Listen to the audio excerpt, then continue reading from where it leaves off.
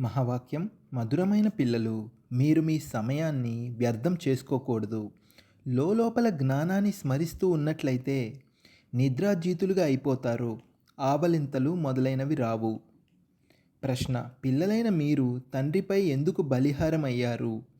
బలిహారం అవ్వడం అంటే అర్థమేమిటి? జవాబు: బలిహారం అవ్వడం అనగా తండ్రి స్మృతిలో ఇమిడిపోవడం. ఎప్పుడైతే స్మృతిలో ఇమిడిపోతారో అప్పుడు ఆత్మారూపీ బ్యాటరీ ఛార్జ్ అవుతుంది. ఆత్మారూపీ బ్యాటరీ నిరాకారుడైన తండ్రితో జోడించబడినప్పుడు బ్యాటరీ ఛార్జ్ అవుతుంది. వికర్మలు వినాశనమవుతాయి. సంపాదన జమ అవుతుంది. ధారణ కొరకు ముఖ్య సారము.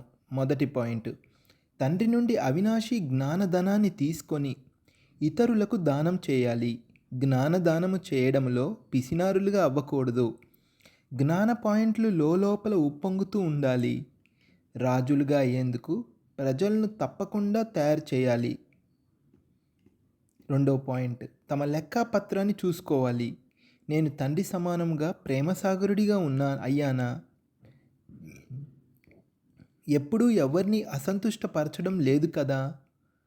నా నడవడికపై పూర్తి దృష్టి ఉందా అని చెక్ చేసుకోవాలి. వరదానము: జ్ఞానముతో పాటు గుణాలను కూడా ఎమర్జ్ చేసుకొని సర్వగుణ సంపన్నులుగా అయ్యే గుణమూర్తి భవ.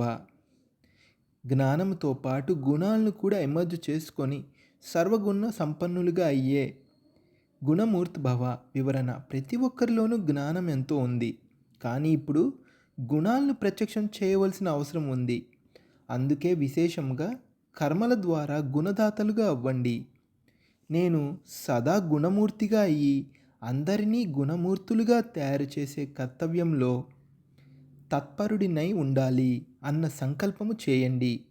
దీని ద్వారా వ్యర్థాన్ని చూసేందుకు, వినేందుకు లేక చేసేందుకు ఖాళీయే దొరకదు. ఈ విధి ద్వారా స్వయం యొక్క లేక సర్వుల యొక్క బలహీనతలు సహజముగా సమాప్తమైపోతాయి. కావున ఇందులో ప్రతి ఒక్కరూ తమను తాము నిమిత్తంగా మొదటి నంబర్ వారిగా భావిస్తూ సర్వగుణ సంపన్నులుగా అయ్యే మరియు తయారు చేసే ఉదాహరణ మూర్తులుగా అవ్వండి. స్లోగన్: మనసా ద్వారా యోగదానాన్ని, వాచా ద్వారా జ్ఞానదానాన్ని మరియు కర్మణ ద్వారా గుణదానాన్ని చేయండి.